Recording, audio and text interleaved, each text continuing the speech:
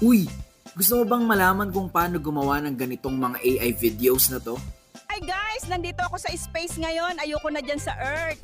Tara, samahan niyo ko. Hi guys, I'm here now with Lapu-Lapu. Nag-deliver lang ako ng parcel niya. iPhone 16 Pro Max yan, gagamitin ko para sa vlog ng laban namin kay Magellan. Hello guys, Nanay Doring here. I'm here now with Moses. As you can see, he just parted the sea. Game! Welcome to Turo Ko, Pasa Mo! Sa hilig kong magkalkal at mag-aral ng kung ano-ano, napasali ako recently sa pa-intensives ng Google at Kaggle tungkol sa generative AI gamit ang Gemini. At sa reel na to, i-share ko sa inyo kung paano gumawa ng ganitong mga AI videos. Game? Step by the step pala. Okay, ang una mo kailangan gawin, mag-subscribe ka muna sa free trial ng Gemini Advanced. Paano mo yun gagawin? Punta ka sa kahit na anong internet browser ng telepono mo. In this case, ang gagamitin natin, Google Chrome. Tapos, itype mo lang tong link sa taas, deepmind.google/models/vio. Let's go!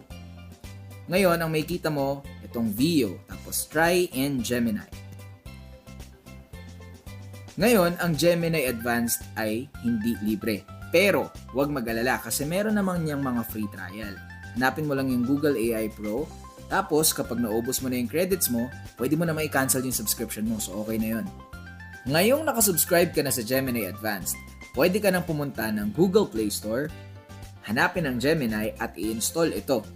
Pagka-install mo, open mo yung app, tapos ganito yung magiging itsura niya. Ngayon, ang una mo kailangang i-check itong nasa taas, yung may nakalagay na 2.5 Pro Preview. Bakit? Kasi doon sa tatlong model ng Gemini Pro, meron kang 2.5 Flash, 2.5 Pro Preview, and Personalization Preview.